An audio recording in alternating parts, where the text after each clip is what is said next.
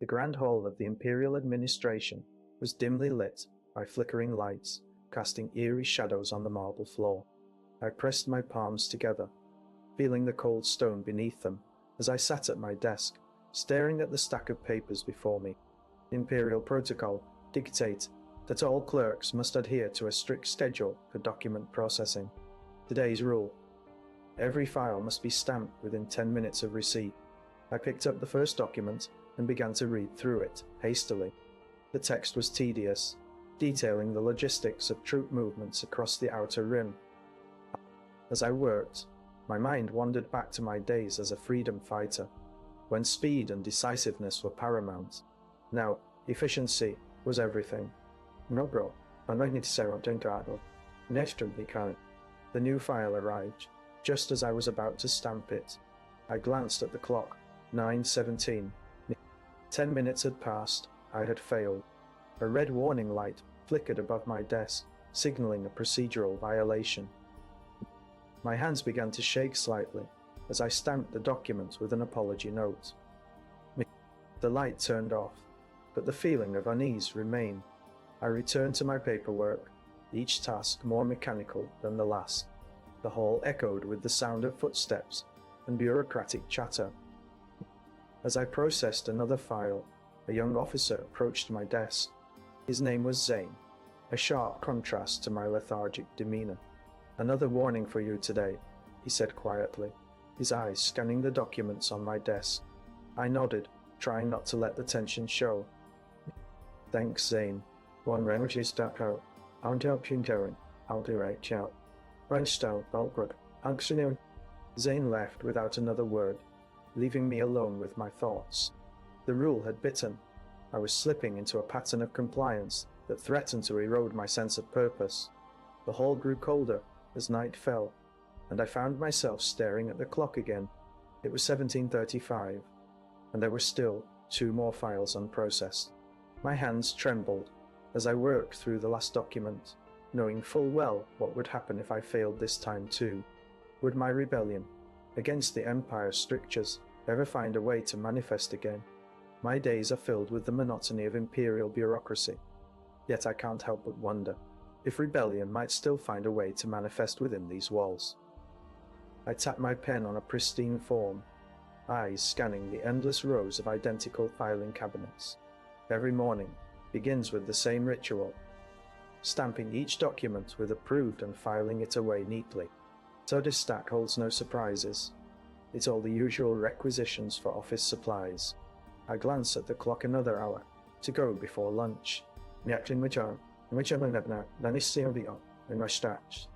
desk of my key ally, Director Voss, is always a mess of papers and coffee cups. His chaos contrasts sharply with my meticulous order. Why does he need so many approvals?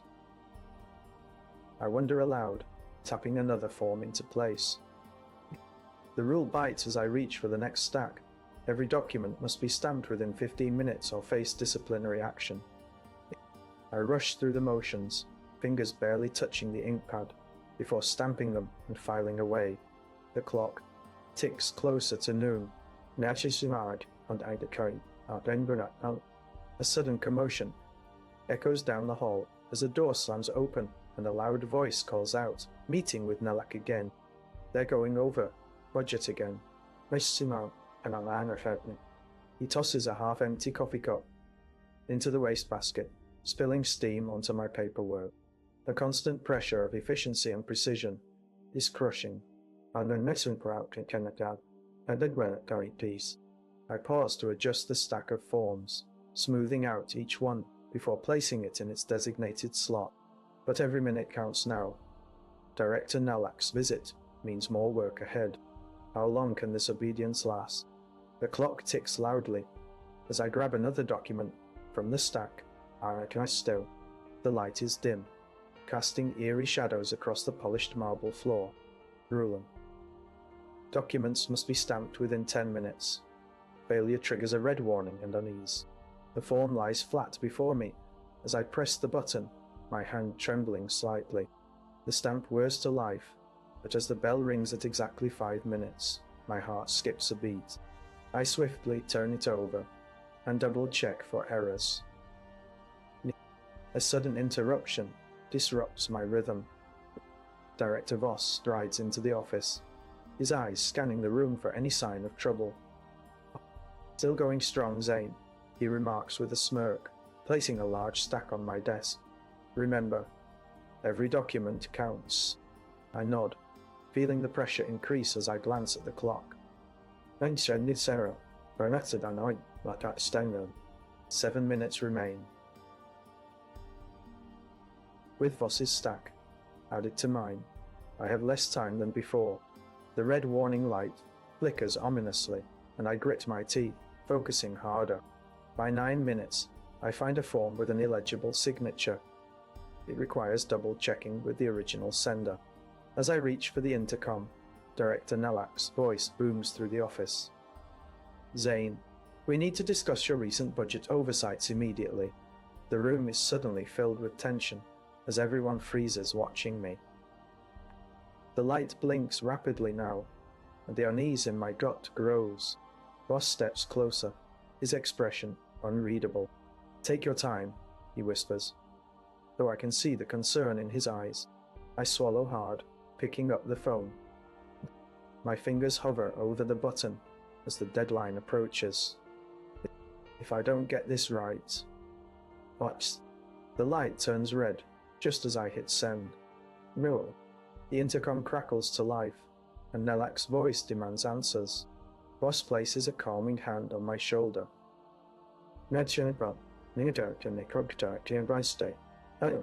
"Let me handle it," he says softly.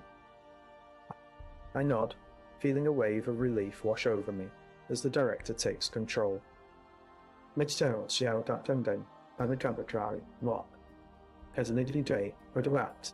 But even with his help, the clock continues its relentless countdown. Consequence. As I prepare to face Nalak's wrath, I realize that any mistake could jeopardize my position in this oppressive system. Will my rebellion ever find another way to surface? Zane's fingers moved with frantic speed as he stamped the final document.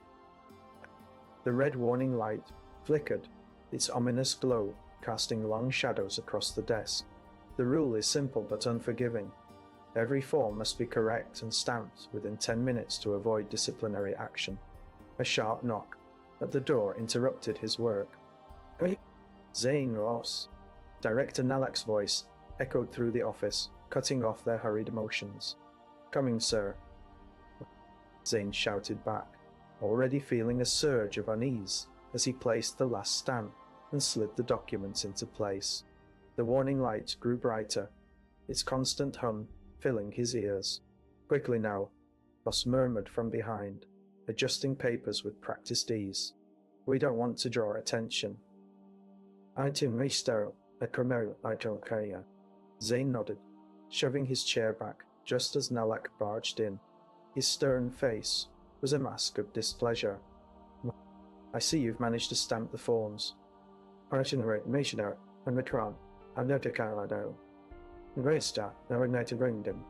He glanced around, his eyes landing on Zane's work. "But are they correct?"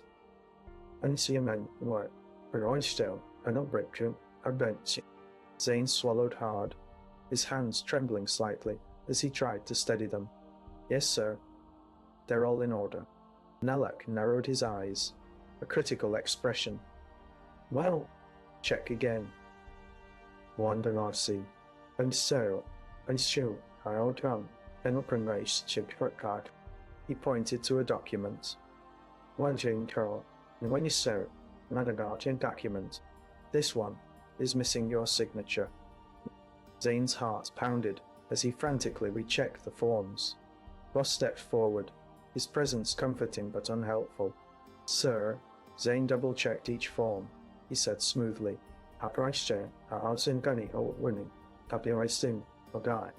Nalak frowned deeper, inspecting the documents closely. His voice dropped to a low growl. He demanded where her backups were.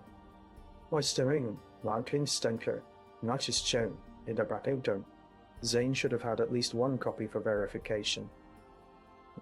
Zane's mind raced as he remembered the rule about having duplicates for every critical document.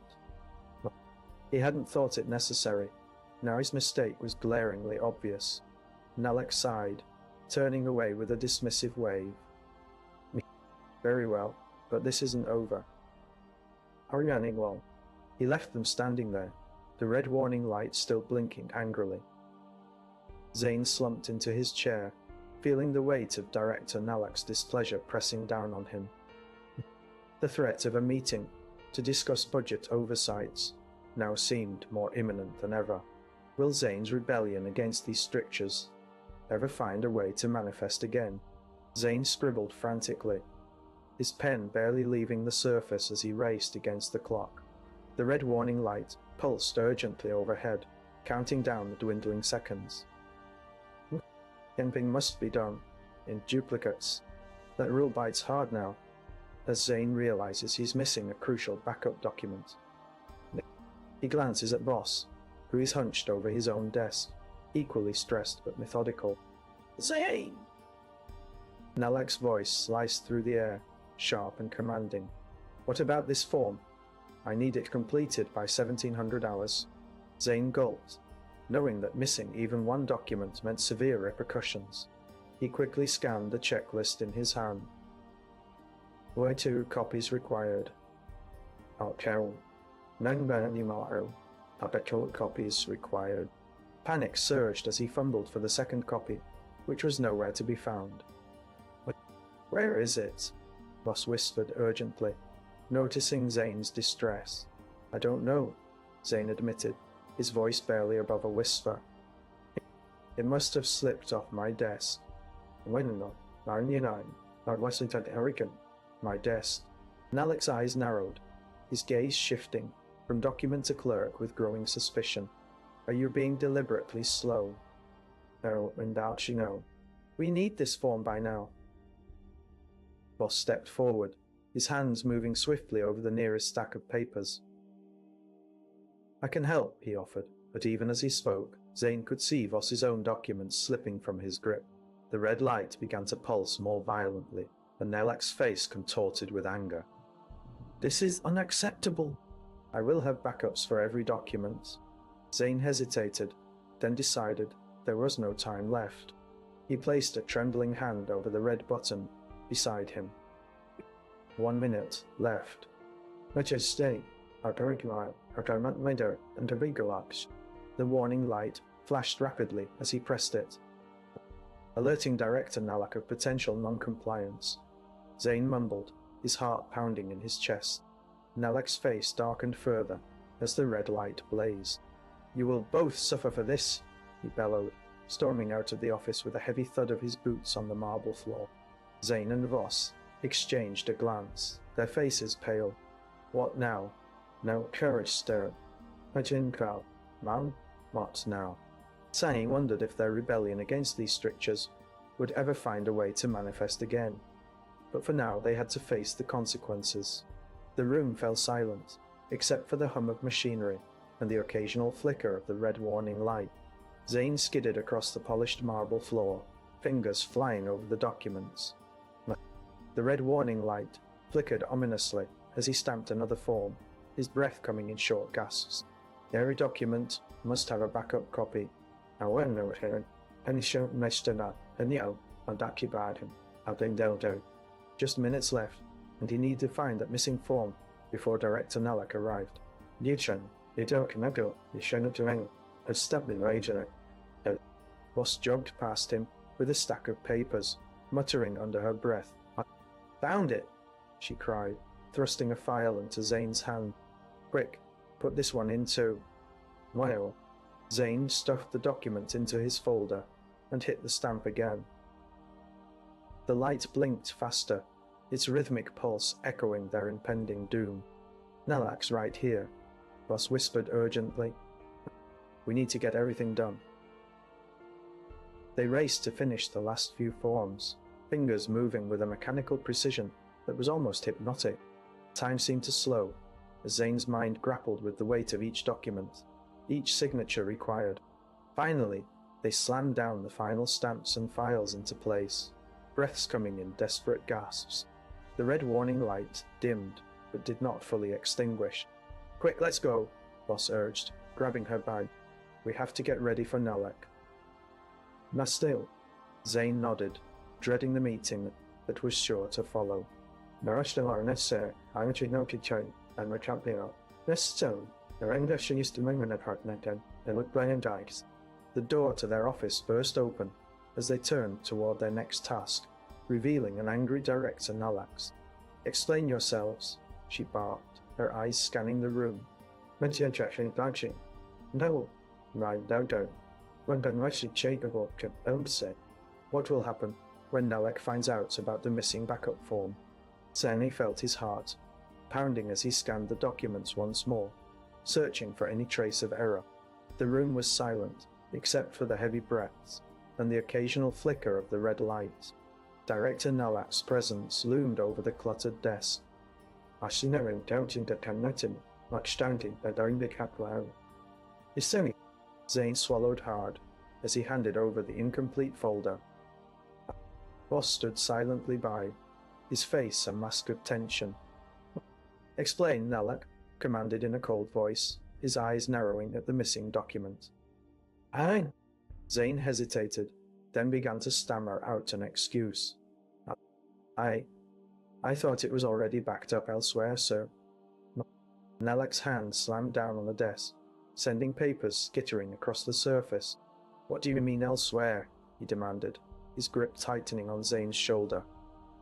Voss stepped forward, trying to diffuse the tension. "Director, we can retrieve it from the secure vault if needed," he said calmly. Nalak released Zane and turned to Voss, his eyes sharp with suspicion. "And how do you propose to retrieve it?" Zane's heart raced as he watched the exchange. They had to find a way to cover their tracks before Nalak discovered the real extent of their oversight. Voss motioned for Zane to follow him out into the hallway. "Away from Nalak's sight. We need to secure these forms and make it look like everything was in order," he whispered urgently. Zane nodded, his mind racing. He knew they had to act fast. They hurried back to their desk, quickly reorganizing papers and documents until it appeared as if nothing was amiss. As they worked, Zane couldn't shake the feeling of dread. This small error could have serious repercussions. "What if he finds out about this?" he whispered to Voss. Voss placed a reassuring hand on his shoulder. "We'll handle it," he said confidently, though his voice betrayed a hint of uncertainty.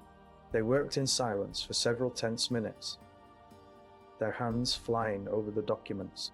Just as they thought they had everything under control, Nalak's harsh voice echoed through the office once again. "Are you done?" he barked from the doorway, his eyes scanning their work critically. Zane and Voss exchanged a look of relief. For now, at least it seemed like they had escaped another round of scrutiny. As they turned to leave, Nalak's voice echoed behind them. "Ioria, review your files tomorrow." An icy chill ran down Zane's spine. "It's an mission had not correctly out. What would he find? And more importantly, what else might he discover that could expose their true nature? "Let's hope we can keep this under control," Voss murmured, though his tone suggested a growing concern. Zane nodded, feeling the weight of their actions settling heavily on his shoulders.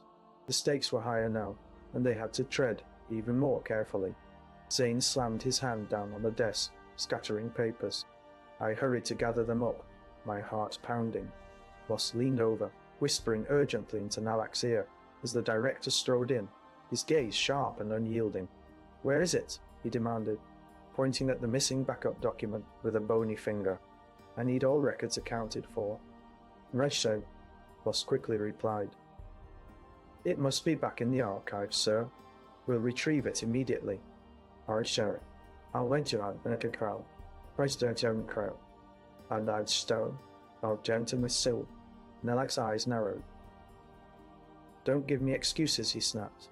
"Find it now." Zane and I exchanged a fearful glance. The missing document was no longer just an oversight. It was a ticking time bomb. I fumbled through the folder, my hands shaking as I searched for any sign of what we were missing.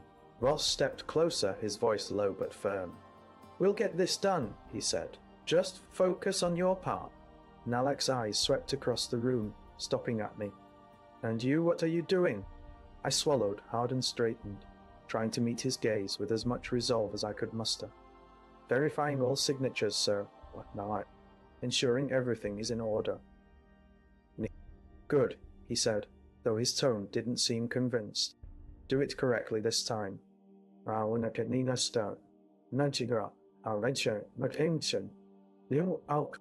With a deep breath, I began again, my mind racing. Every moment felt like an eternity, every step forward only to realize another setback. Voss and I scrambled desperately, our motions growing increasingly robotic as time ticked away. The missing document haunted us, a silent accusation in the shadows of Nalak's office. We had to find it, or we'd be exposed for everything. Just as I was about to make a final pass through the documents, Voss called out, "I found something!" He held up a folder, its contents barely visible under his fingers. "This might help," he said, handing it to Nalak. Handing it to Nalak. Nalak took it, glancing over the documents with a critical eye. His expression softened slightly. "Well done.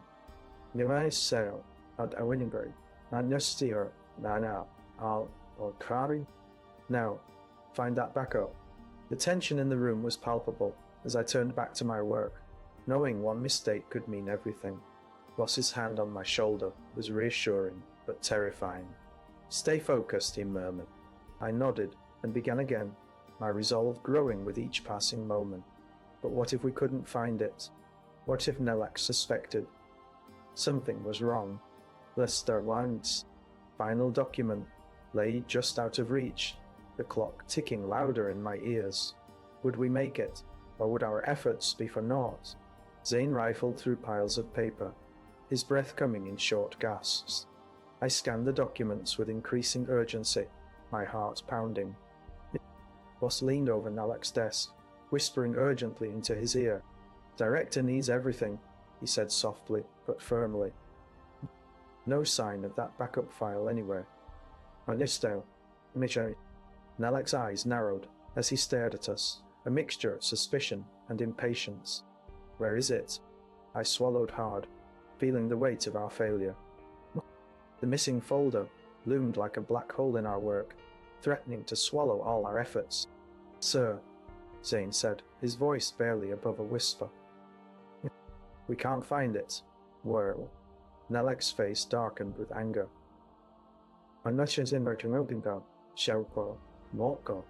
"It must be here. Check again." I hesitated, my hands trembling as I rifled through the stack one more time. My fingers brushed against something small, unassuming, folder tucked away at the bottom. "There!" "Watch!" Zane cried out, pointing to a thin file. "Mensch!" Voss and I exchanged nervous glances as Nalak moved closer.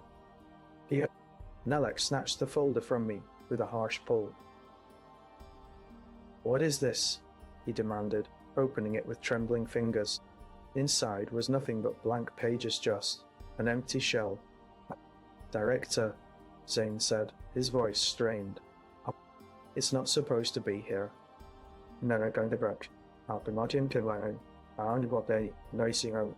Nalak slammed the folder shut and glared at us. "You are in deep trouble now."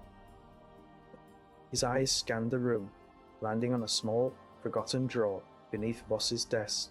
"Check this." Voss glanced down, then back up with wide-eyed panic. Voss fumbled for the drawer, his fingers shaking as he pulled it open. "Oh, nothing," I whispered, my voice barely audible. Nalak's expression hardened into a cold, icy glare.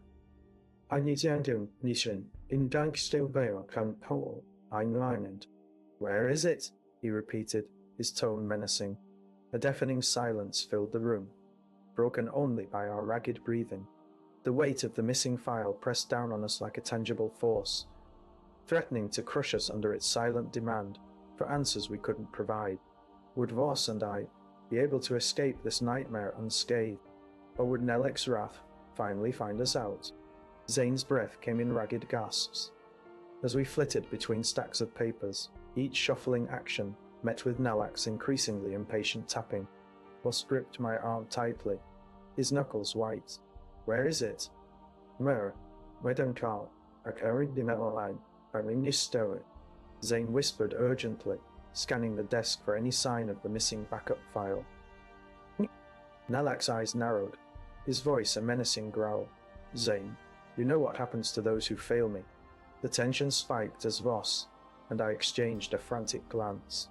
The folder was nowhere to be found, and the consequences hung heavy in the air. Found it, Voss said suddenly, pointing to a hidden drawer under Nalak's desk. With trembling hands, he extracted the file, just as Zane had feared. Nalak's eyes flickered with rage. Zane steeled his resolve. Director, we've accounted for everything, but Nalak's face contorted in fury. Accounted? I need that backup now. Didn't you botch something simple? I need that backup now. The folder slipped from Voss's fingers onto the floor, sending a wave of cold dread through me.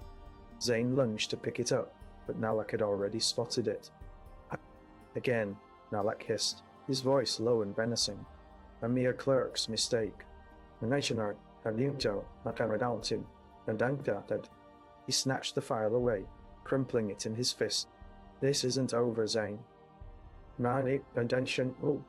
Zane, you'll pay for your failure. With that, he stormed out of his office, leaving us to face the silent judgment of his wrath. What? Zane's eyes darted around the room, searching for clues to Nalak's next move. Zane's frantic fingers dance over papers, as Voss watches with equal urgency. Zane fumbled through stacks of forms, his breath coming in short gasps. Every document seemed to mock their haste, shifting and scattering under his clumsy hands. Voss placed a reassuring hand on my shoulder, his voice low but firm. Don't worry, we'll find it. Heavy footsteps echoed through the office, drawing nearer with each second.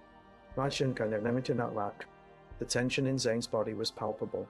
He could barely contain his anxiety. I swallowed hard, trying to keep a steady hand on one of the folders. Zane, where is it? Nalak's voice boomed, making the room tremble. His eyes locked onto us with an intensity that sent shivers down my spine. Where's the backup file?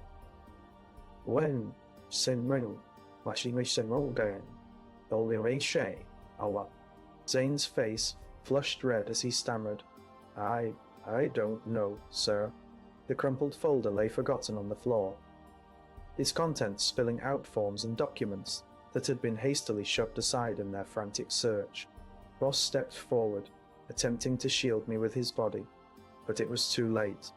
Nalak picked up a document from the pile, examining it closely before tossing it back onto the desk. This is unacceptable, he growled. His eyes shifted back to Zane, and I, narrowing with suspicion. Find it now, Nalak ordered. If you can't, there will be consequences. And not the consequences. Zane's hands trembled as he rifled through the remaining papers, his mind racing in desperation. Voss placed a calming hand on my arm, but even his support couldn't quell the fear gnawing at me. Minutes ticked by like hours, each one stretching with excruciating slowness. Zane's search was met with silence-ano, sound of paper, rustling, no sudden epiphany. Finally, Nalak stood up, towering over us, his expression a mix of disappointment and anger. Nalakar's eyes narrowed as he spoke, his tone filled with contempt. Horizon, I gave you this position because of your efficiency. Where's the backup file? Zane's eyes locked onto Voss, who silently urged him to stay calm. But Zane's face was etched with panic as he finally let out a frustrated sigh. He looked down at the floor and admitted, I can't find it. Nalak's grip tightened on his desk drawer handle, his knuckles turning white. "This is your last chance," he warned before slamming the drawer shut and storming out of the office. Voss turned to me with a grim expression. "Pin you down, you're not sent now. Alright, we said no, girl." "We need to finish this quickly," he said, his voice barely above a whisper. "Let's gather what we have."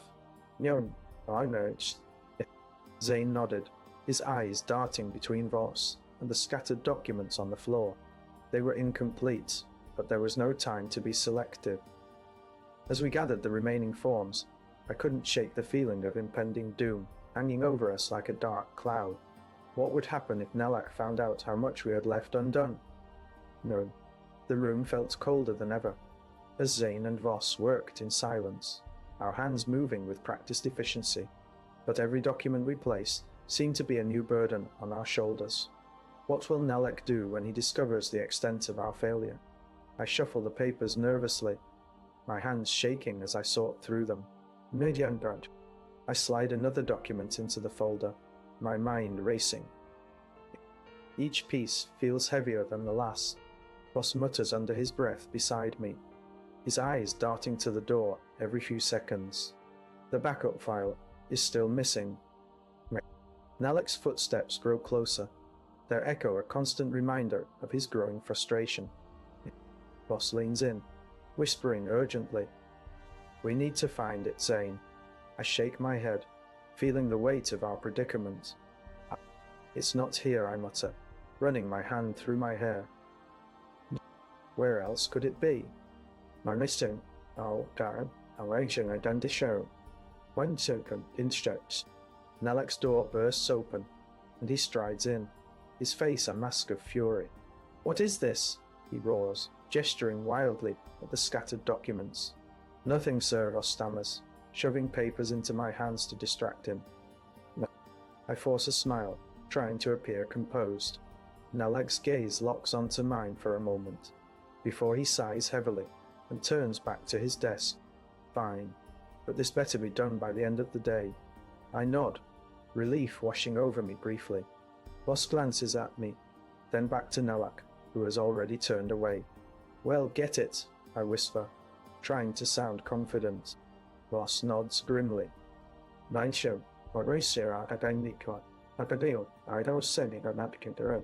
The tension between us is palpable as we return to our work. But the clock ticks relentlessly, 20 minutes left before Nalak checks again. Just when I think we've finally finished sorting the last document, a sharp knock on the door interrupts me. Voss and I exchange tense glances as Nalak's voice commands. "Enter." The door creaks open, and a young officer steps in, his face pale. "Sir," he stammers, "I just received word from the higher-ups. It appears there's been a protocol change." "Protocol? Change? Oh. Munchie. What? This can't be good." "Well. Details," Nalak demands, leaning forward. "At the steel can at Shandalo. The backup file must now be transferred to the central archive immediately." The officer states, his voice tight with anxiety. My heart sinks as I realize what this means. The missing file isn't just an inconvenience, it's a critical failure that could jeopardize our entire operation. No. Voss looks at me, his eyes wide with dread. "We don't have time." "Then we need to move faster," I say, my voice steady but laced with urgency. Nalak's expression hardens. "I expect this done." "Now." "Now."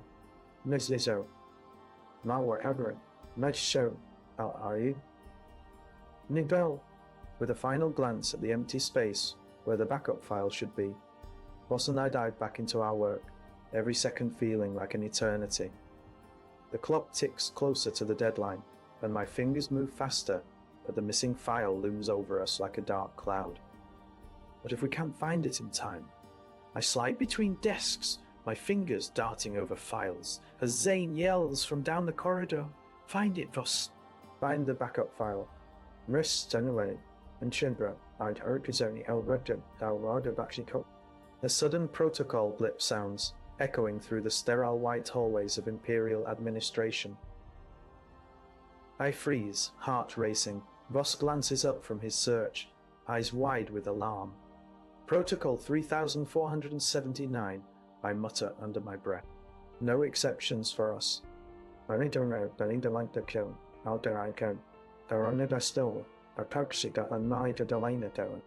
All clerks must report to their designated security checkpoints for a random check-in within the next 5 minutes.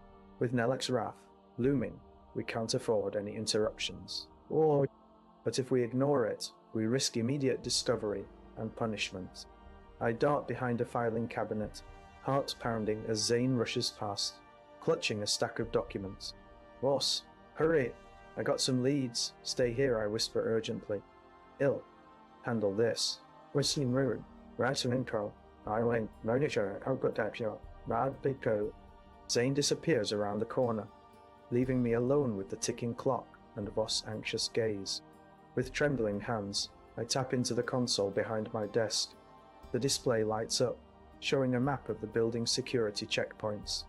My fingers race across the keys, calculating my chances.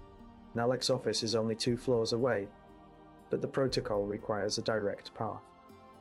I can't take that risk. It would be too easy for him to catch us mid-transit. Instead, I have to use the emergency access points on the lower level. They're monitored, yes, but less frequently than the main checkpoints. Voss, get moving, I instruct quietly. Head toward the supply closet at the end of this hall. He'll follow as soon as I'm done. Ratio acting a gun. I tap in a few more commands, my fingers flying over the console. The screen blinks and updates, showing me the exact moment when the lower level access point will be clear. Just then, a harsh voice rings out from outside our office. Zane! Voss! Nalak's footsteps grow louder, closer, and I'll be standing right.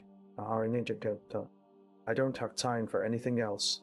Rezo, why don't you bug me, Carl, and I can't back.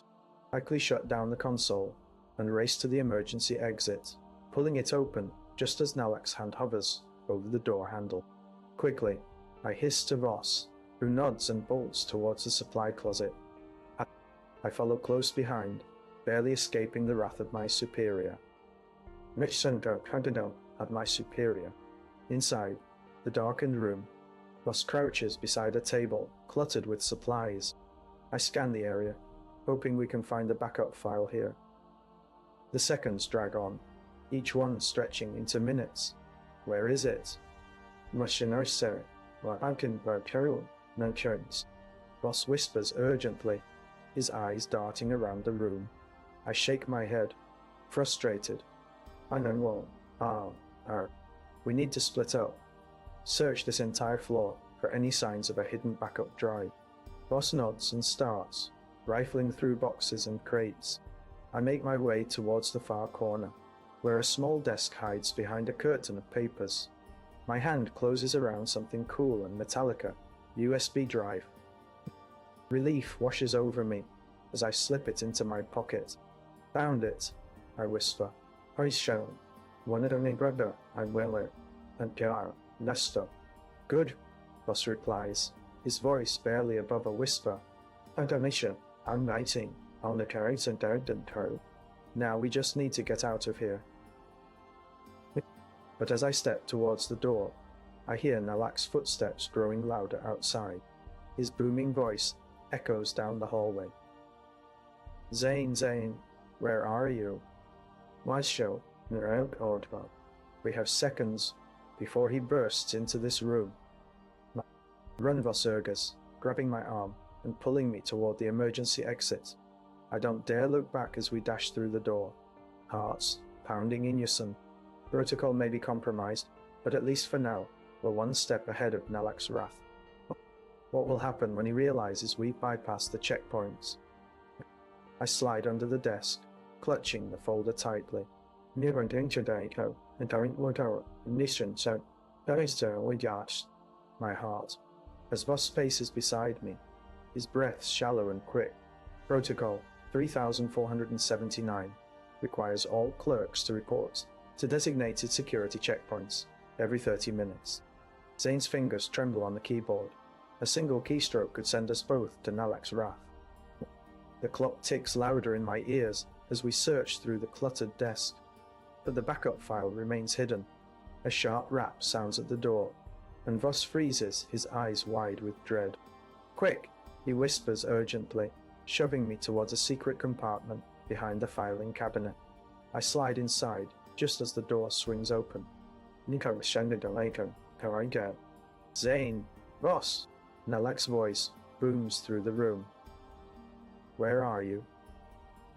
I listen intently, my breath shallow and fast. Voss mumbles something inaudible from his hiding spot. The silence stretches, growing unbearable. Nalak's footsteps approach the desk.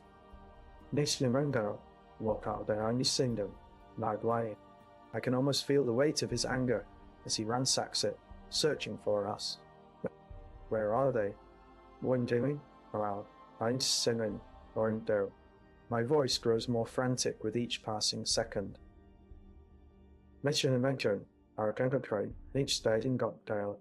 The backup files. Absence hangs heavier now, its existence a lie in my hands. I squeeze my eyes shut, praying we could stay hidden just a little longer. "Zane! Voss!" Nalak's voice is closer, his footsteps echoing menacingly. "I will find you."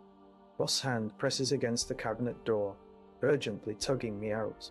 We scramble to our feet as Nalak's heavy boot thuds near the filing cabinet. He yanks open the drawer, nearly sending Voss flying. "Found them." "No. Oh, ratio, okay.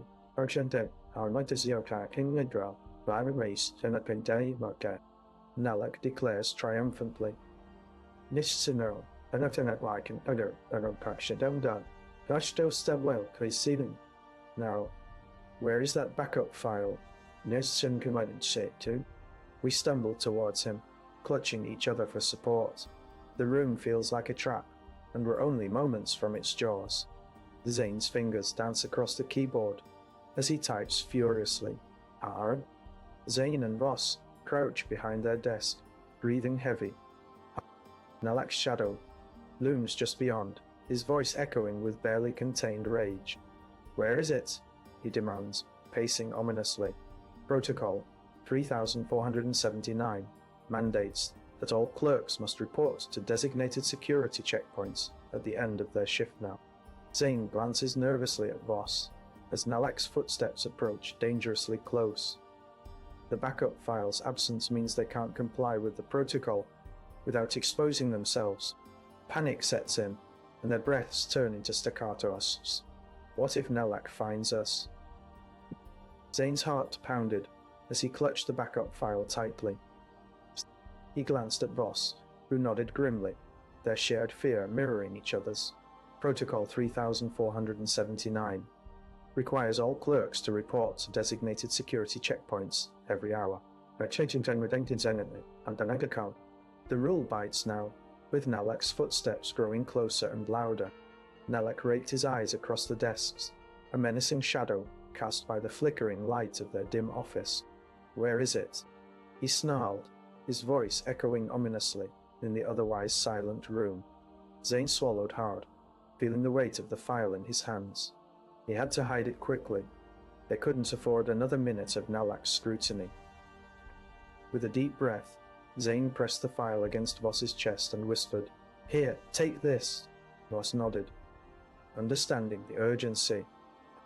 They placed the file under a stack of papers on their desk, hoping it wouldn't be noticed in the chaos. Nalak's fingers brushed against the top document as he searched, his eyes narrowing. "Something's not right," he growled, turning to face them. His breath was hot and heavy, making Zane step back involuntarily. Protocol 3479 means immediate reporting. They can't afford a moment's delay. Nalak's suspicion is increasing as he approaches their desk, his eyes darting between them and the clutter on their table. Voss stepped forward, trying to keep eye contact with Nalak, but failing as fear gripped him. "Sir," Voss began, trying to sound calm. "I'm just here. Zane's been helping me catch up on reports." Nalak's gaze narrowed further, his expression a mix of anger and calculation. "Where is the backup file?"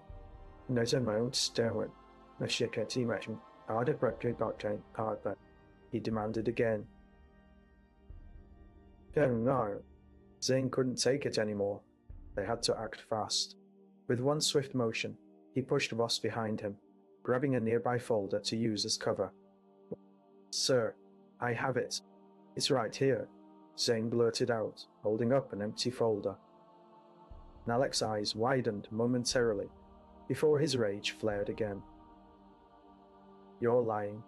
He lunged forward, causing the entire desk to shake with his presence.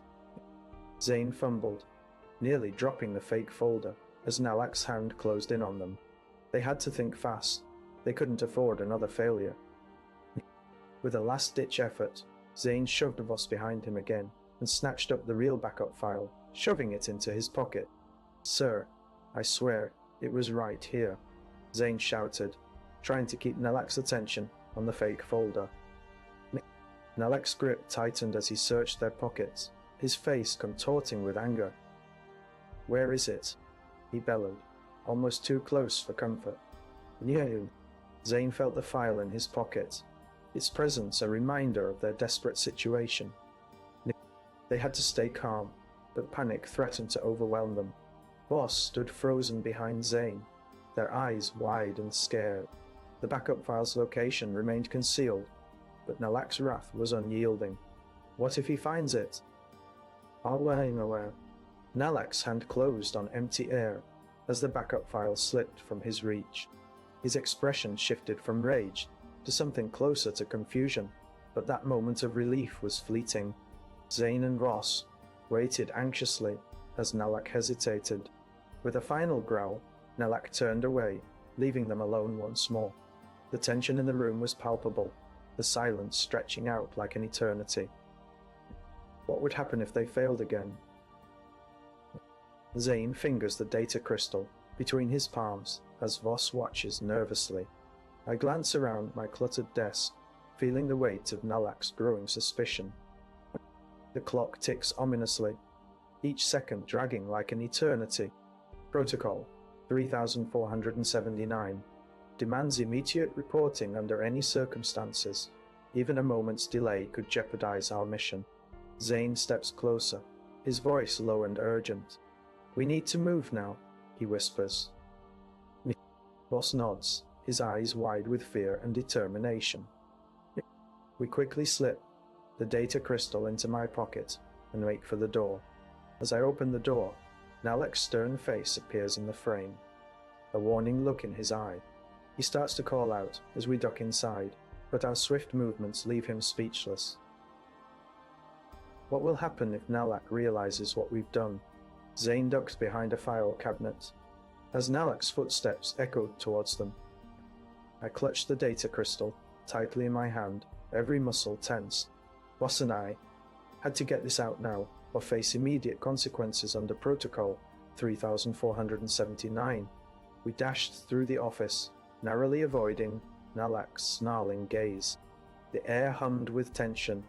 His eyes followed us, calculating. Just a few more steps. The door hissed open as we reached it, and Voss pushed me inside the secure room. "Oh, lock it," he ordered, his voice barely above a whisper. I fumbled for the lock, my fingers shaking. The door clicked into place, just as Nalak's heavy boots pounded against the floor outside. "Massive, where did they go?" "Wonder, I saw, Anastamokan Cabrajo," he bellowed. Protocol 3479. Mandates immediate reporting. Any delay could mean disaster for us and countless others. The sound of Nalak's scream echoed through the corridor, growing louder with each passing second. Voss turned to me, his face pale. "Risho, no, I still, I'd so. We can't stay here," he said urgently. "Punishing time I turn to it. Then Kabaja until our dog Kabakin, Armadronite tea. They'll find us soon." My throat tightened as I formulated a plan for what came next. The clock was ticking, and we were running out of time. Which way? Oh, I asked, looking around the small room for an escape route. Oh, Voss pointed towards a vent on the wall. No judging, girl. Reassuring back. There's an access panel here, he said, his voice shaking but steady. We can use it to get to the maintenance level. I nodded and moved towards the vent, Voss following closely behind. As I reached out to open the panel, Nalak's footsteps grew closer. Zane! Voss! Voss drew closer, with each passing second, his roar echoing through the air. Stop hiding. She knows he has it. The metallic hiss of the vent door. Opening was loud in the confined space. We slipped through, just as Nalak burst into the room, rage fueling his movements. With a final breath, we tumbled into the darkness beneath us, the sound of our pursuers' heavy footsteps fading behind. We were safe for now, but the danger had only begun to loom larger. Zane and Voss. Wonder what to do next. Zane and Voss scramble through the narrow ductwork, their breaths ragged. They emerge into the maintenance level, the hum of machinery drowning out their panic. A sudden noise outside makes them freeze Nalak's heavy footsteps, echoing in the corridor beyond a grated floor. Protocol 3479 requires all breaches to be reported within 5 minutes. Any delay jeopardizes their mission and exposes them to immediate arrest or worse. Zane and Voss dart towards a locked door. Voss fumbles with a small tool, his fingers trembling. Voss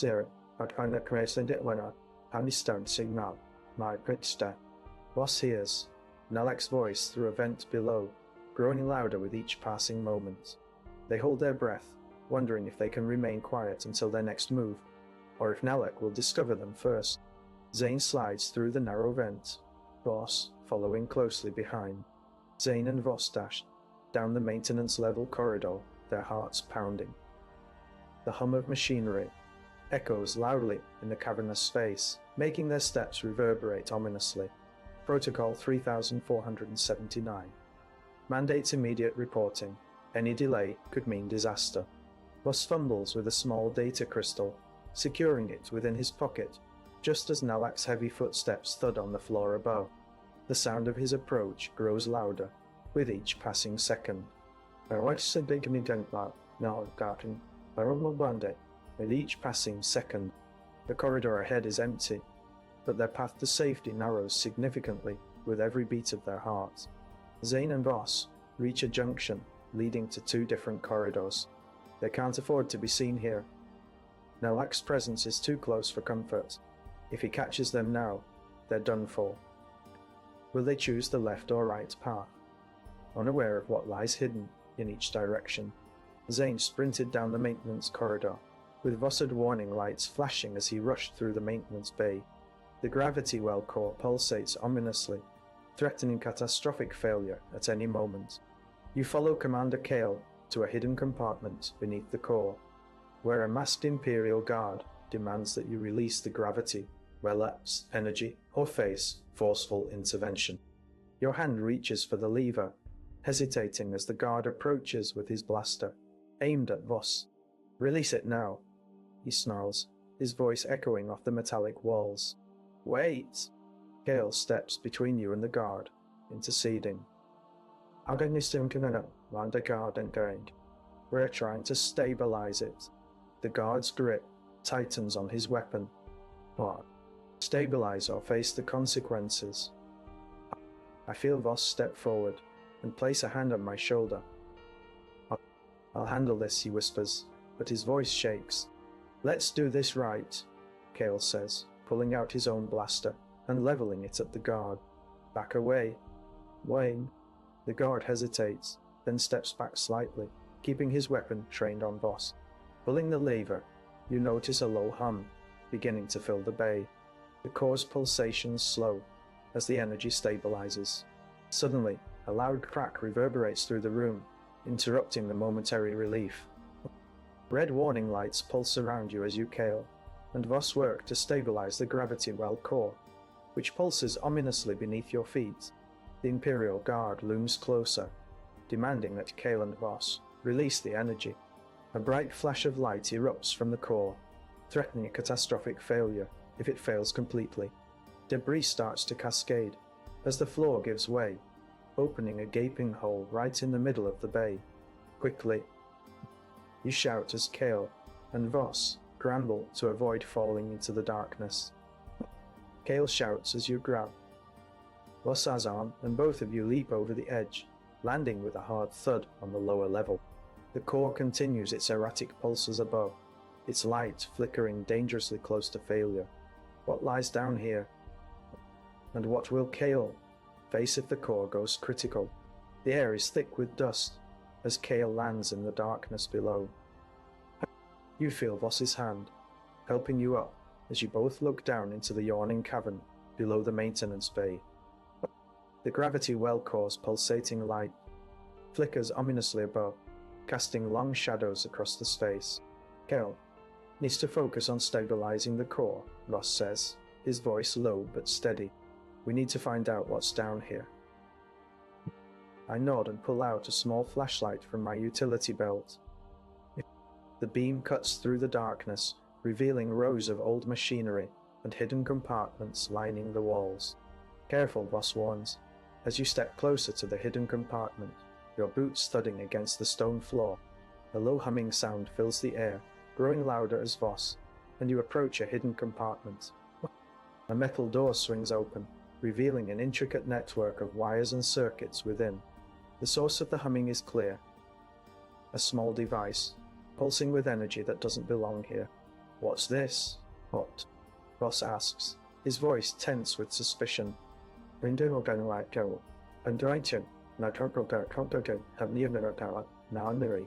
I don't know, Voss says, reaching for the device cautiously. But it looks like someone tampered with the stabilizers. A sudden noise from behind makes you freeze. Both of you turn to see Commander Carroll, descending into the cavern through a narrow passageway. His face is pale and strained. Quickly! You feel a hand grab your arm urgently, pulling you toward another hidden compartment. We need to shut this down before it causes any more damage. He nods and follows Kale into the darkened space. Inside, Kale begins to work on the device, his fingers moving swiftly over a complex control panel. The energy source must be disconnected, he says, his voice steady but urgent. This is what caused the instability in the core. Assisting Kale with disconnecting wires and rerouting circuits, you keep an eye on Voss, who scans the shadows for any signs of danger. The gravity well's core pulses more violently above, a clear sign that their actions are crucial. The red warning lights outside begin to flash faster, signaling escalating alarms throughout the station. Almost there, Kale says, his voice strained as he completes the final connection. But we can't let this go unnoticed. They nod, understanding the gravity of what has been uncovered. This device, whatever it is, has caused significant instability in the core and could potentially lead to a catastrophic failure if not addressed. Emerging from the compartment, you see Voss take point with his blaster drawn, scanning for any signs of the Imperial Guard or other threats. What now? He asks Kale quietly. Kale's face remains grim. I don't know, growl. We need to report this, he says firmly. But we also need to ensure that the right people know about it.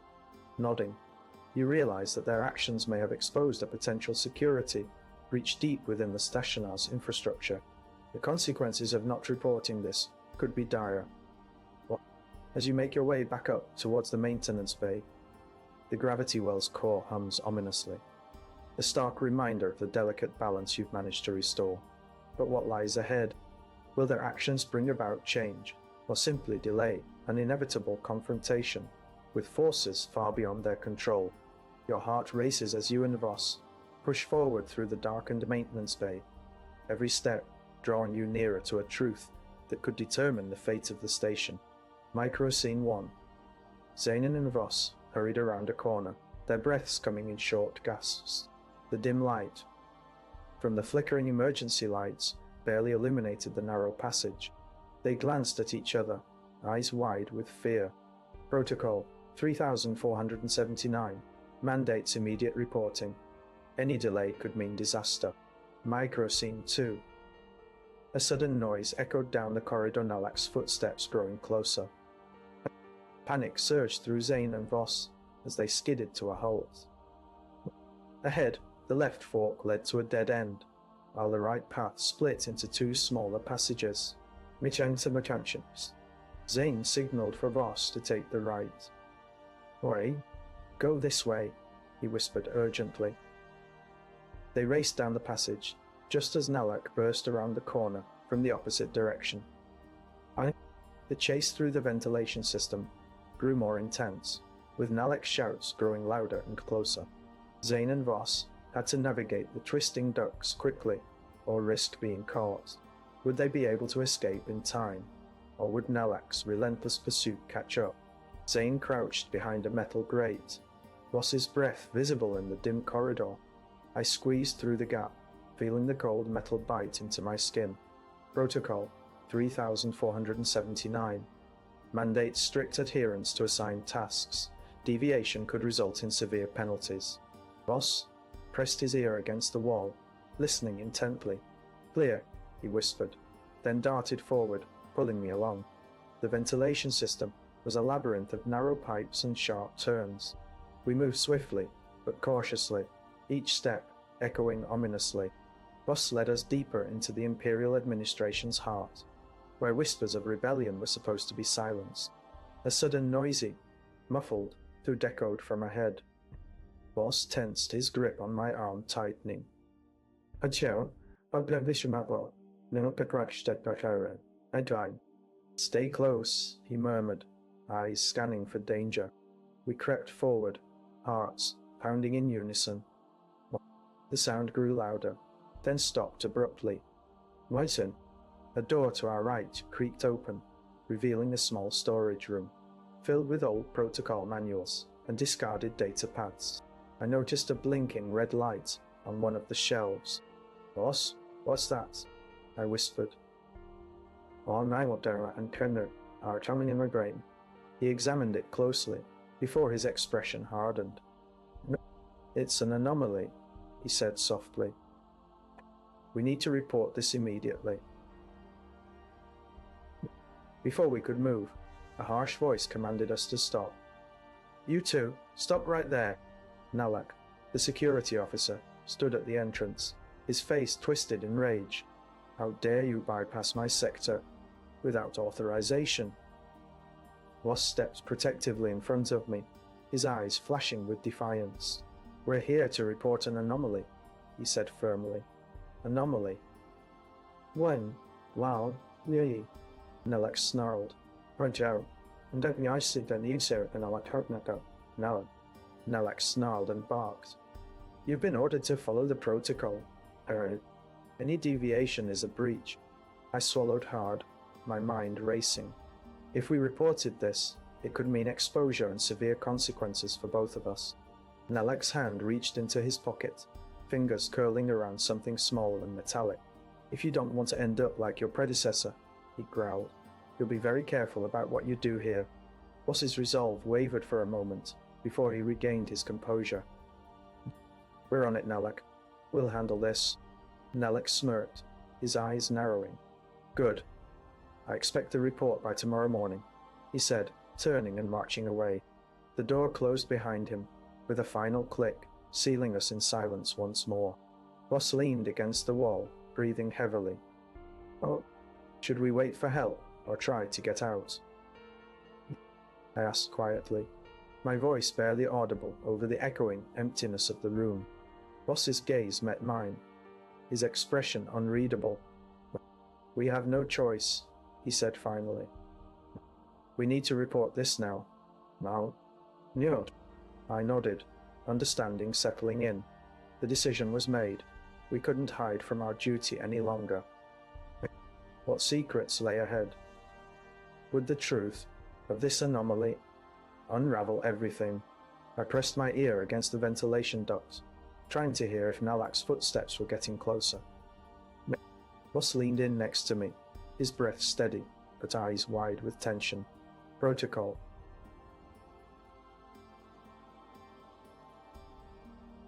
"3,479 states. Report any unauthorized access or anomalies immediately." The blinking red light was too close now. We couldn't ignore it. But what would happen if Nalak caught us? He was relentless and had a reputation for harsh punishments. I squeezed Voss's shoulder, silently urging him to make the call. His fingers tightened on mine in response. The air was thick with tension as we waited for the right moment to move. "All right," I whispered. "We have to go." Voss nodded, and we slid out of our hiding spot. "I shall want to but no distracts. I wonder, listen, beyond that, I don't think him. As we emerged into the corridor, the red light was still blinking, ominously, at the end of a nearby hallway. Nalak's boots echoed from down the hall, growing louder with each step. I sprinted towards the anomaly, Voss right behind me. We turned the corner just as Nalak rounded it, his eyes narrowing when he saw us. "Zane, Voss." His voice was a low growl. "What are you two doing here?" Voss stepped in front of me, raising his hands slightly. "Sir, we need to report an anomaly," he said calmly. Nalak's grip on the blaster at his side tightened. "You know the protocol." "Of course, sir." I kept my voice low and even. We noticed a red light blinking in this area. He snatched us both by the collar, pulling us closer. "Well, let's see if you can handle it then," he sneered. With that, Nalak marched us towards the anomaly. The light was more persistent now, its glow piercing through the darkness of the corridor. As we approached, a small display flickered to life, revealing coordinates and an encrypted message. Nalak's eyes narrowed as he scanned the information. "This is serious," he growled. "The higher-ups will want to know about this." "I'm sure about this." I swallowed hard, my heart pounding in my chest. We had made it. But what would they do with us now? "Sir, silence!" Nalak barked, his hand clamping down on my mouth.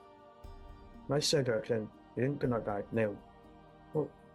We were led into a secure room, the door sealing shut behind us as Nalak began to type furiously at a terminal. The encrypted message was being decrypted, and I could feel the weight of it settling over me. "Whatever this is," Voss whispered, "it's going to change things." I nodded silently, my mind racing with possibilities. Would our actions have any real impact, or would we just be pawns in a larger game? "I don't know. I'd repair next week out, and show them." Nalak's voice cut through my thoughts. "Many don't, and this it, and I can't wait to I'm cherry.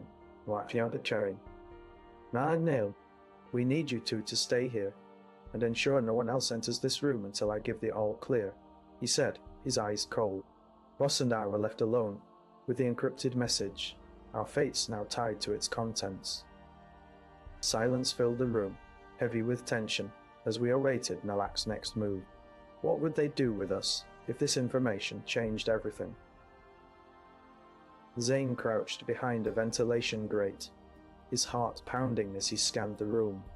Voss stood guard outside, his hand resting on the emergency release switch.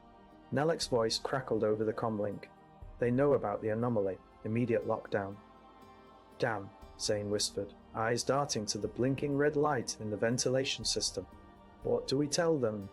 Voss nodded grimly and pressed a button.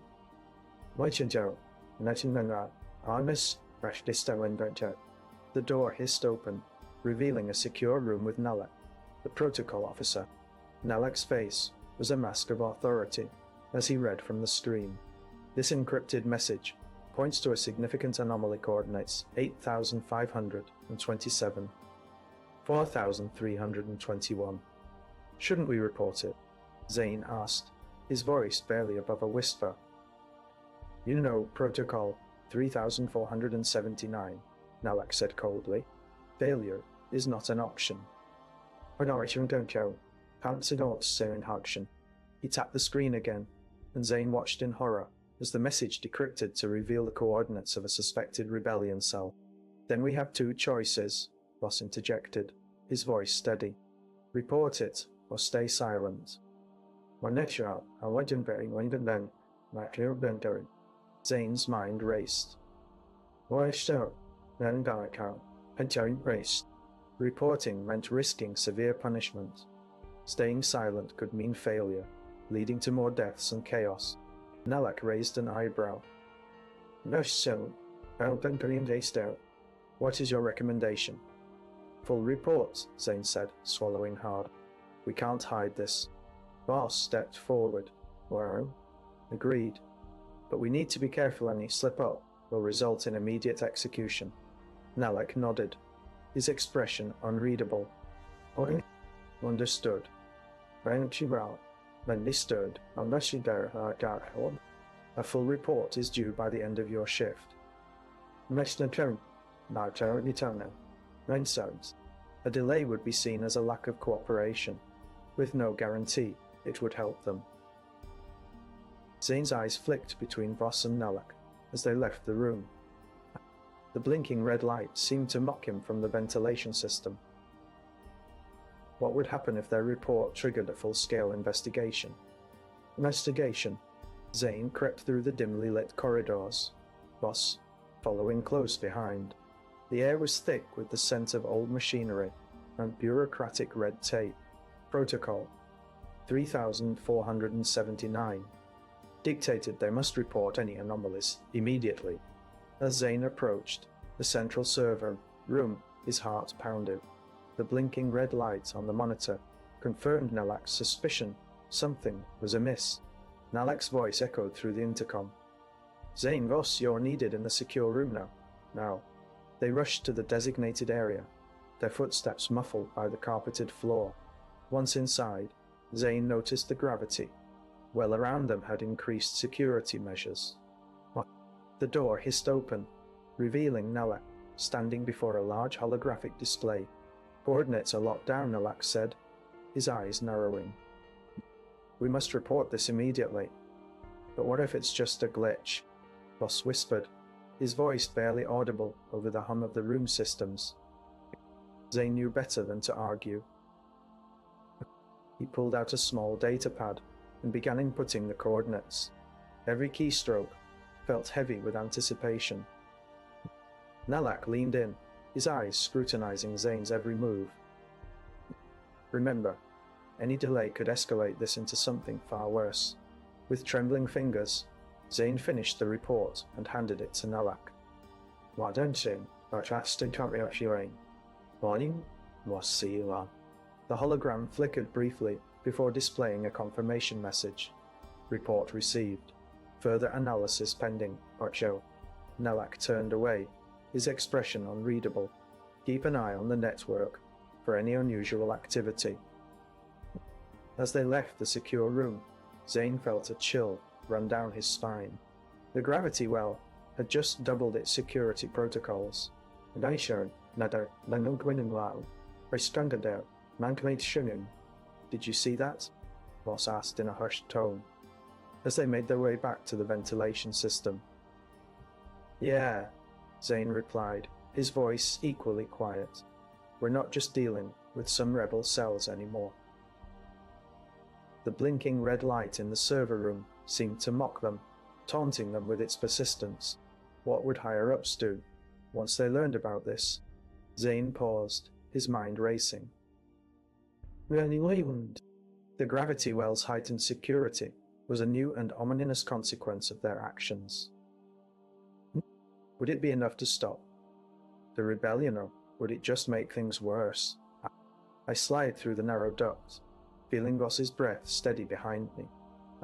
The blinking red light in the server room taunts us with its ominous glow. Protocol 3479 mandates immediate reporting of anomalies. If we delay, the consequences could be dire for both us and the rebellion. We reached the server room, the air thick with tension. Nalak's silhouette looms over a terminal, his eyes scanning the decrypted message with growing concern. "Report it," Voss whispers urgently, his voice barely audible in the rush of our shared anxiety. Nalak nods, typing rapidly to send the coordinates. The gravity well's security. Titan's alarms blaring, and guards patrolling the hallways more frequently. This delay could buy us time, but also make detection more likely. I grab Voss's arm and pull him toward an access panel.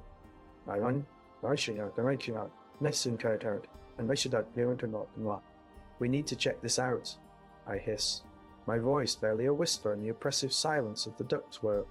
Voss nods, following me as we squeeze through the panel into the server room.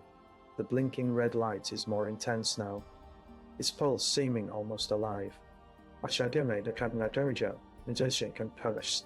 Nalak watches us warily from the terminal.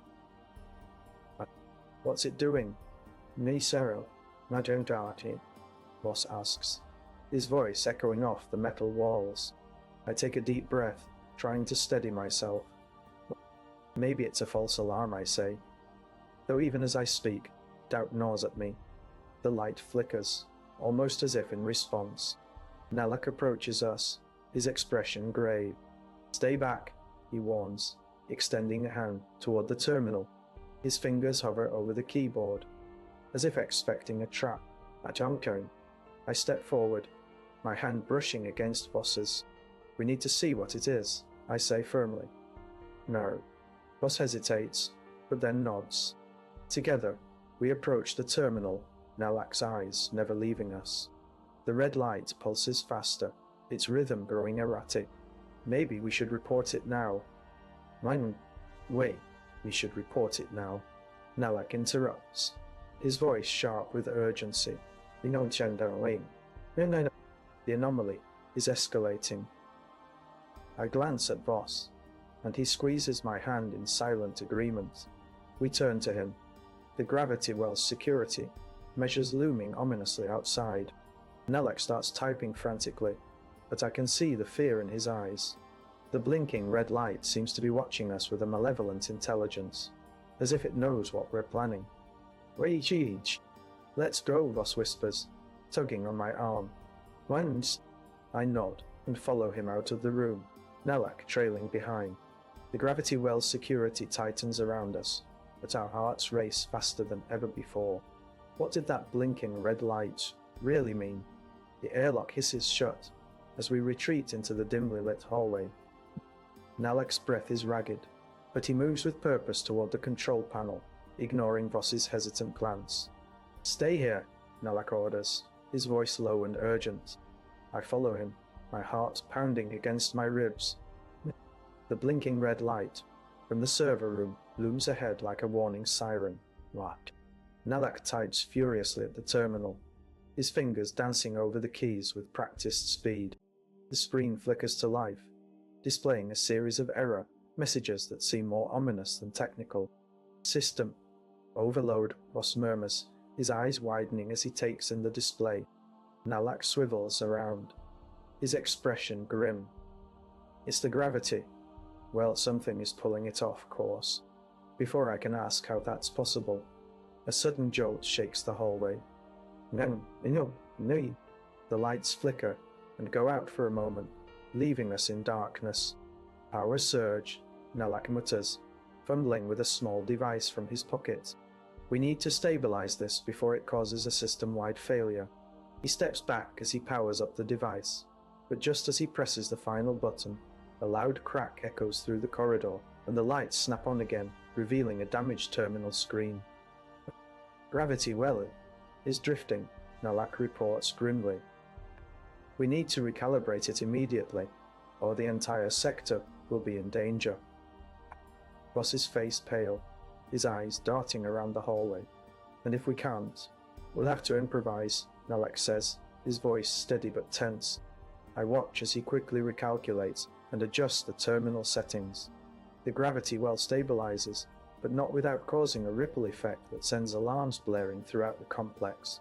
"Red alert," a voice crackles over the intercom. "All personnel to emergency stations." Nalak slams his fist against the console in frustration. We have to get out of here, he orders, turning to me and Voss. Follow me. As we sprint back toward the server room, I can feel the weight of the task settling on my shoulders. The gravity wells anomaly is just one more piece in a puzzle that seems to be unraveling faster than we can put it back together. What will happen if this continues unchecked? Will the entire sector crumble under its own weight, or will our actions today make a difference?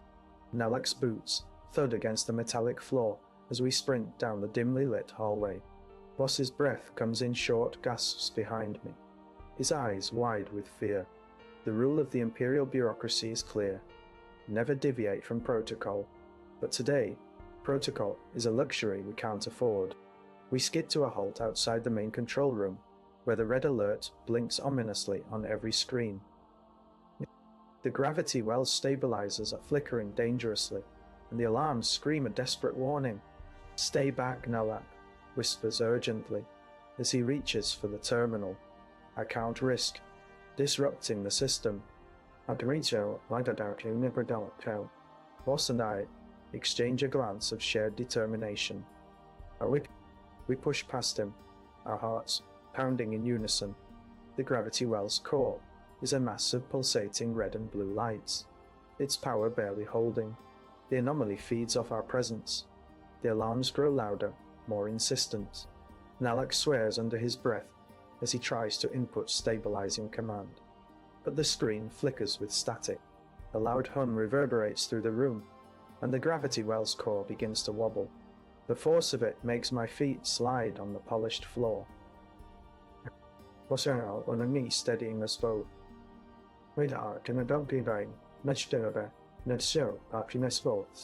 The rule is simple. Failure equals execution. But today, survival trumps protocol. Nalak's fingers fly over the keyboard, but each keystroke seems to feed more energy into the anomaly. The gravity well's core shifts suddenly, sending a shockwave through the room. Voss and I stumble, caught in the crossfire of our own mistake. The consequences are immediate. The walls around us begin to shake violently as the gravity well destabilizes further. Panic surges through me. We're trapped, and there's no time to think about the dire ramifications of failure. Get out, Nalak orders, but his voice is drowned by the cacophony of alarms. We need to find a way back. The shaking intensifies, threatening to throw us against the wall. I can't see Voss, only feel him pulling me towards an exit that seems to stretch endlessly away from the chaos. What's left when we finally break through? The gravity well's core pulses with an ominous red glow as you sprint down the dimly lit corridor, Nalak and Voss at your side. The air is thick with tension, each breath a silent cry for survival. Reaching the main control room, you witness Nalak's frantic efforts as his fingers dance over the terminal, desperately attempting to stabilize the flickering stabilizers. But his efforts are futile. The gravity well's core threatens to collapse at any moment. We need to shut it down, he shouts over the blaring alarms. Impossible. Impossible. Nalak barks, his hands trembling on the console. The protocol. Forget the protocol. The protocol. Voss steps between you and Nalak, interjecting. His eyes are wild with urgency. If we don't act now, this whole station could be a starless grave. Nalak hesitates, but the gravity well's core starts to wobble violently. Nalak pushes past you, grabbing the emergency shutdown lever. The red light blinks faster, and a deafening roar fills the room as you pull the lever. The stabilizers hum dangerously louder, their lights flickering erratically. The core collapses with a thunderous crack, and the gravity well shudders violently. Debris flies in all directions, narrowly missing Nalak and Voss. Nalak staggers back against the wall, gasping for air as the room steadies itself. Nalak's face is pale, his eyes wide with horror. We can't just leave it like this, he whispers, his voice hoarse. The gravity well's core remains unstable, its energy threatening to destabilize the entire station at any moment. Can you trust Nalak and Voss enough to follow their lead, or will your instincts push you toward a different path? The gravity well core's lights flare wildly, casting eerie shadows across the control room, pressing your hand against the emergency shutdown panel. Your fingers tremble as Nalak's frantic warnings echo in your mind. The system hisses and whirs, its power fluctuating dangerously. I hit the final activation sequence.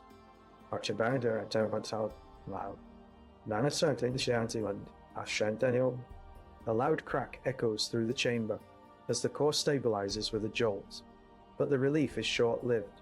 An ominous red light pulses from the control console, blinking 3 times before settling on a warning message. Core overload protocols activated. Nalak's eyes widen in horror. Nyungjo, we can't just leave it like this, he shouts over the crackling alarms. The overload will trigger the self-destruct sequence. Voss steps forward, her expression grim. I need to know. Then we need to find the override, she says, her voice steady despite the chaos.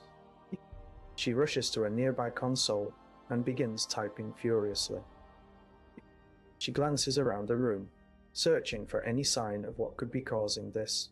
The gravity well's core hums ominously, its energy almost palpable in the air. The flickering lights and distorted reflections on the control panels hint at something beyond normal malfunction. What? Nalak yells from another corner of the room. It's the quantum stabilizers. They're failing because of a system breach. Voss' fingers fly over the keyboard as she inputs commands. We need to isolate the breach, she says, her voice calm but urgent. But we have to do it fast. Rushing to help, you scan the room for any signs of intrusion. The faint hiss draws your attention to a small vent in the wall. Peering inside the vent, you spot a thin wire, with its ends sparking slightly. You whisper to yourself, someone tampered with the stabilizers, confirming Nalak's suspicions. We need to find who did this. Voss looks up from her console, her eyes narrowing. Let's split up and cover more ground, she suggests. You and I can search here, while Nalak checks the main power conduits. Nalak hesitates for a moment, before nodding. Nalak and Voss begin their inspection, scanning each console and panel with increasing urgency. As Voss and you move through the control room, the gravity well's core continues to pulse ominously. The red light from the warning message grows more persistent, making you feel uneasy with each pulse. Pulling out a small data pad, you jot down notes, trying to piece together what's happening. Voss' voice echoes from another part of the room. We found something. It's coming from the maintenance bay. He hurries towards the sound, his heart pounding. The hallway is dark and narrow, the air thick with tension. At the end, the light flickers on, revealing a figure crouched beside a console, fingers moving over its surface. Who are you? You, Voss demands, her hand already on her blaster. The figure turns, and Voss recognizes Commander Kale, the station's head of security. I tried to help, he says, his voice strained, but they're after me now. You feel your mind racing as you try to assess the situation. Why? Commander Kell's presence complicates things. He could be an ally or a traitor, depending on how this plays out. Tell us what's happening, Voss commands, her tone unyielding. Commander Kell hesitates, then begins to explain the breach and his attempts to stop it before being compromised. They're after something here, something valuable, he says, his eyes flickering with urgency. I'm not sure who they are or what their plan is. You exchange a look with Voss. The gravity of this new information hits both of you hard. Voss speaks firmly. We need to stop them before they can do anything. We can't let the station fall into anyone's hands. You feel a chill as the gravity well's core hums ominously. and the red warning light pulses in time with your rising anxiety. Your heart pounds as you realize there's no easy way out of this situation. What do we face now? Red warning lights flash across the control panels as you and Voss dash past broken machinery in the maintenance bay. The gravity well core pulses ominously, its energy field barely containing the instability. Emergency protocols override standard operating procedures during critical system failures. Voss wrenches open a panel, fingers flying over controls. Power surge here. Voss yells, but the core's pulse intensifies, making the floor tremble under his feet.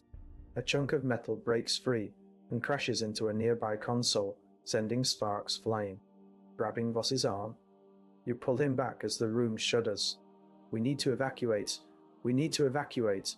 You shout over the alarms. Voss nods, but his eyes are wild with fear. What if it's too late? Nalak bursts in, face pale and desperate. The emergency shutdown sequence failed. The core's destabilizing faster than we can contain it.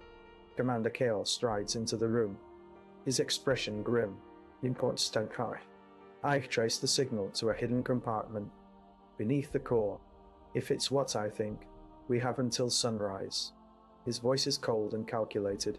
New consequence. A low humming sound fills the air as the gravity well's containment field weakens, threatening to collapse any moment. A worried glance is exchanged between you and Voss. Where do we find this compartment? You ask Kale, your heart pounding. Follow me, he says, leading the way through a series of twists and turns. The humming grows louder, echoing off the walls as if something is moving inside. As you near the hidden compartment, the gravity well core pulses violently, its energy field flickering perilously close to collapse. What will happen when it finally gives way?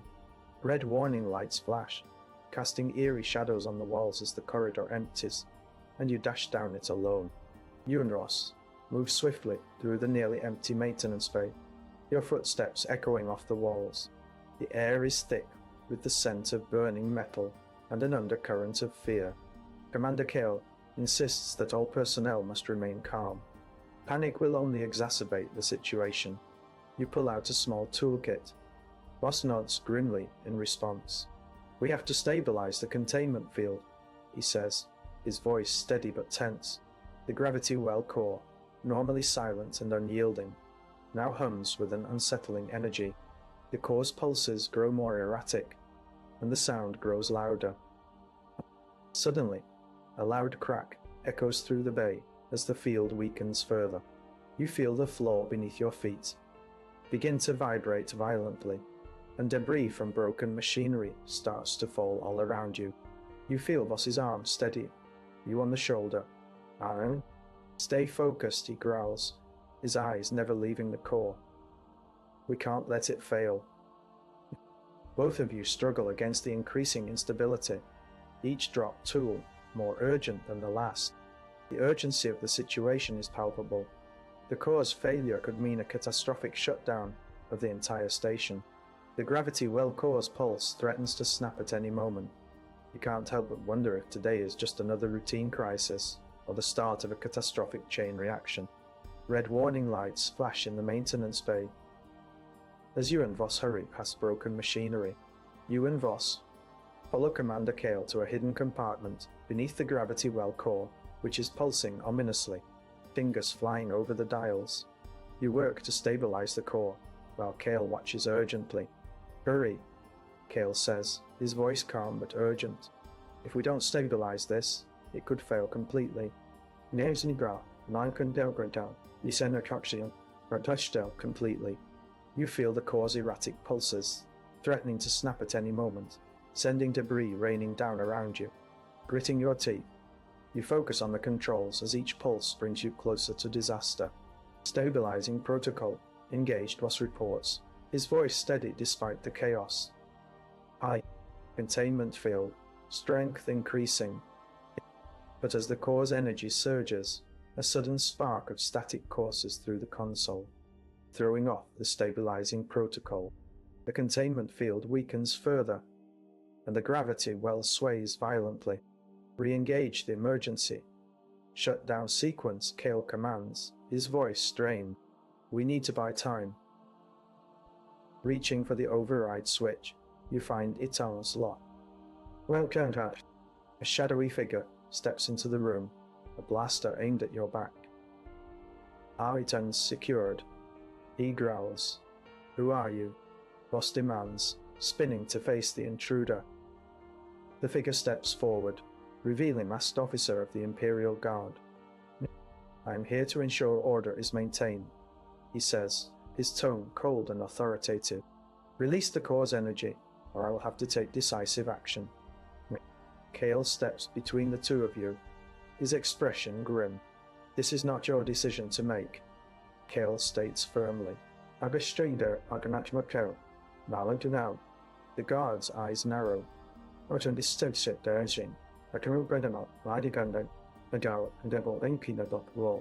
Protocol dictates that in emergencies I have overriding authority, he says, raising his blaster. You see, Voss looking back at you, his eyes filled with both fear and resolve. Voss knows what must be done.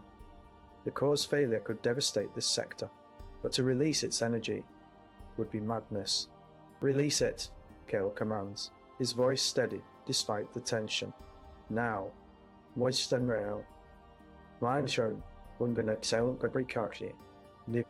hesitating for an agonizing moment, you press the override switch. The gravity well's containment field fails with a violent crackle, and a wave of gravitational force surges through the bay. Debris flies everywhere as we brace for impact. The core's energy dissipates, but the impact shakes the entire station. The ground rumbles beneath your feet, and debris falls around you. We did it, you gasp, feeling a mix of relief and dread as you look at Kale. But the guard's blaster still points at Kale and me, his expression cold. The mission is accomplished, but the danger remains. Who will command now? What price will be paid for these actions? The gravity well core's failure leaves an unsettling silence in its wake, the air thick with the knowledge that everything is far from safe. Red warning lights flash as you and Voss hurry through the maintenance bay, your hearts racing with urgency. You and Voss follow Kale to a hidden compartment beneath the gravity well core, which pulsates ominously. The masked Imperial Guard looms closer, his eyes cold and calculating. Release the energy, he demands, his voice a gravelly growl. You see, Voss stepped between you and the guard, his expression tense but resolute. Voss suggests stabilizing the core first. Kale's calm. Voice cuts through the tension. He's right. We must work together if we want to avoid a catastrophic failure. His words carry a hint of authority that Juve come to recognize as Kale's. As you and Voss start to disconnect the control panel, the reactor core pulses violently, showering you with falling debris. Metal screeches against metal as machinery groans under the strain. The gravity well core's erratic surges threaten to break containment. With each pulse, the energy field weakens, and more debris rains down. A sharp pain shoots through your shoulder as a piece of metal scrap grazes past, leaving a thin trail of blood. Kale's voice is urgent now. Stabilize it. We can't let this fail. Fingers move deftly through the complex controls despite the danger. You feel Voss's presence beside you, his hands steady and sure as he works the controls with you. But with each pulse, the core seems to grow more unstable.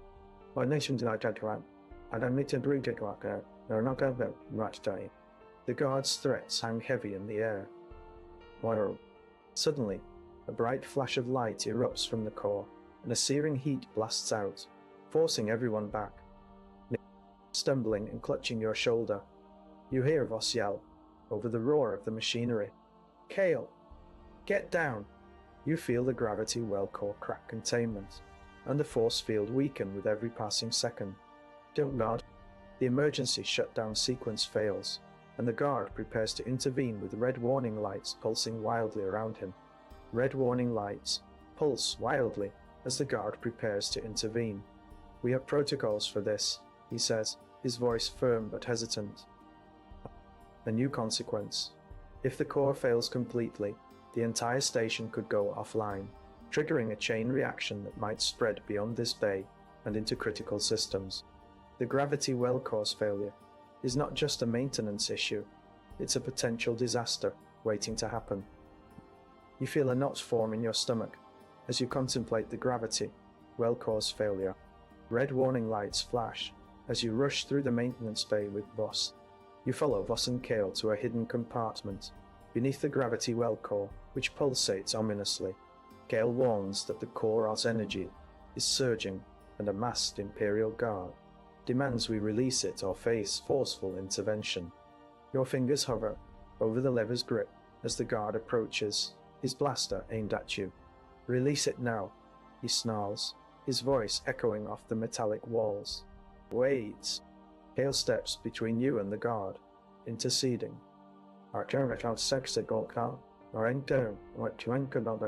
Interceding. "We're trying to stabilize it." The guard's grip tightens on his weapon. "Stabilize or face the consequences." A hand lands on my shoulder as Voss steps forward, whispering that he'll handle this, but his voice shakes. "I'll handle this," he whispers, but his voice shakes. "Let's do this right," Kale says, pulling out his own blaster and leveling it at the guard. "Back away."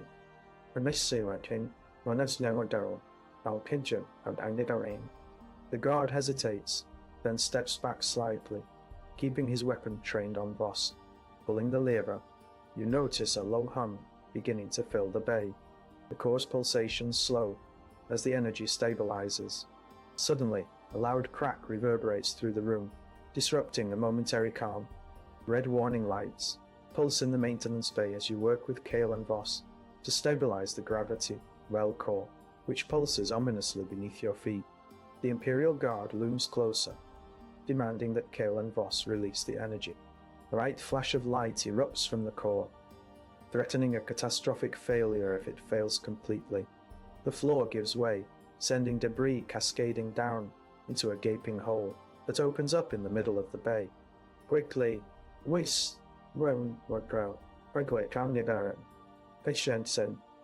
Quickly, you shout as Kale and Voss scramble to avoid falling into the darkness.